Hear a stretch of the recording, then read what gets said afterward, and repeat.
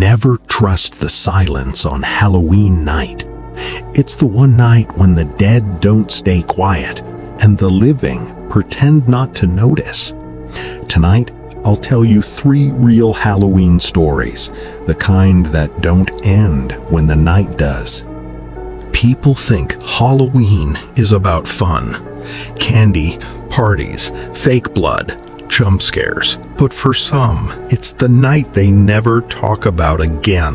Because sometimes, when you open your door on Halloween, something else comes in. These are the stories that were never supposed to be told.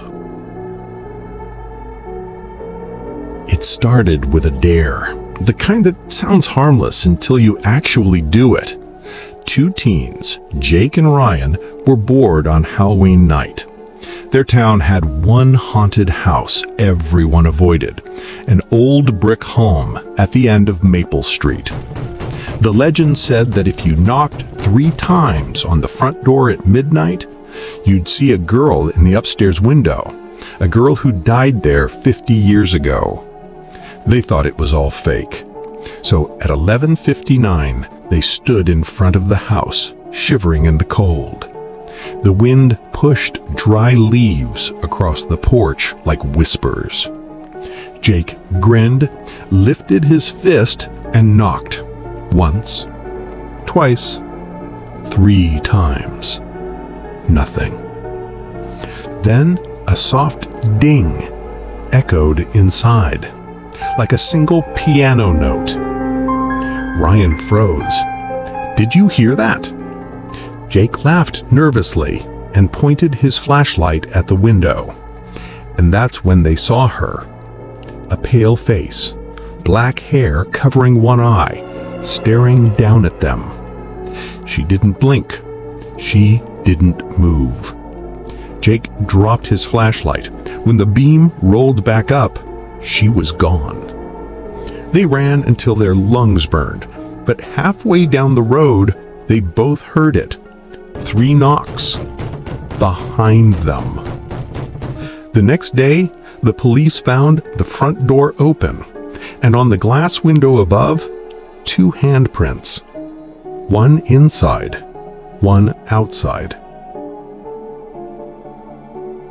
In 1998, a local radio show in Ohio called Midnight Murmurs did a special Halloween call-in segment.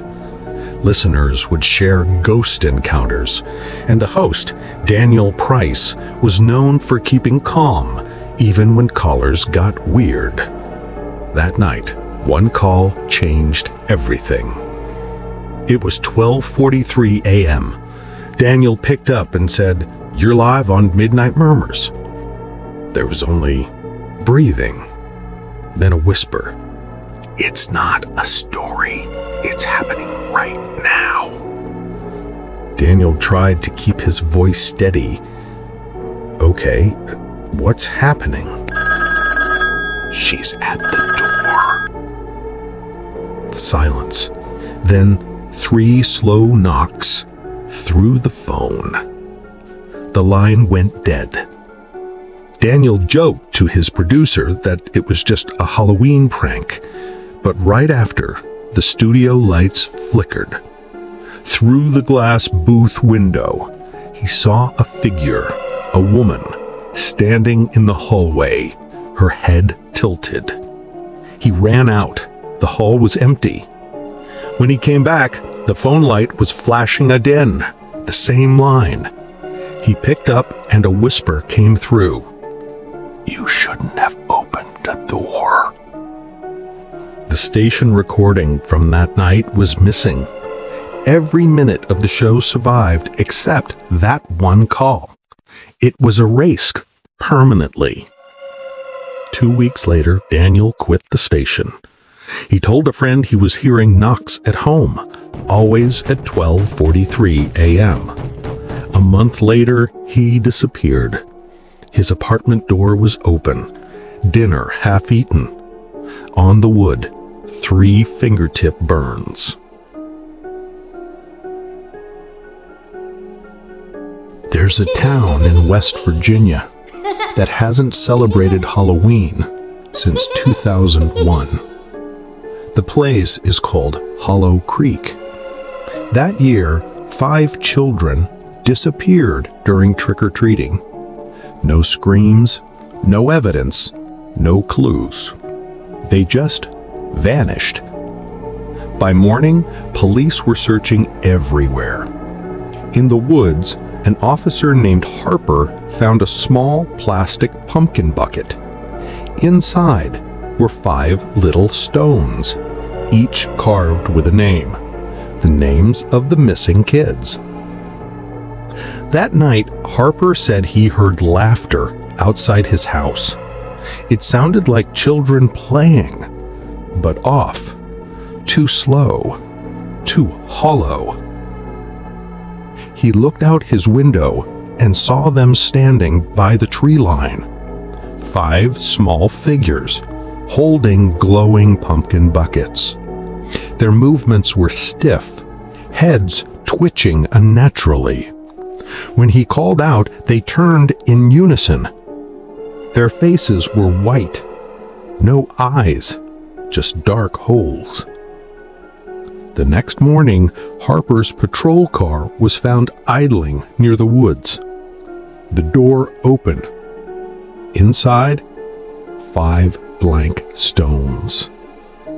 After that, Hollow Creek banned Halloween completely. No decorations, no costumes, no candy. But locals say if you drive by the town on October 31st, around midnight, you'll see small orange lights in the forest, swaying like pumpkin buckets. And if you stop to listen, you'll hear children laughing.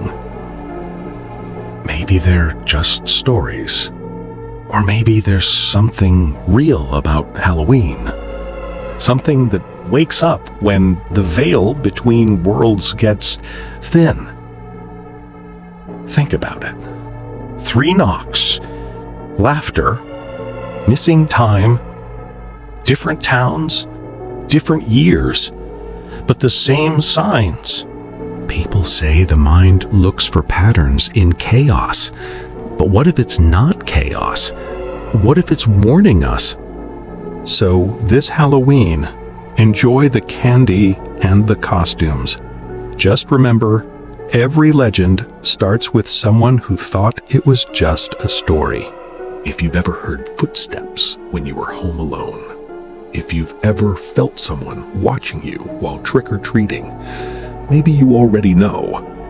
The real horror isn't in the stories, it's in the silence that follows them. Because when you hear those 3 knocks tonight, you'll have to decide if you're brave enough to open the door.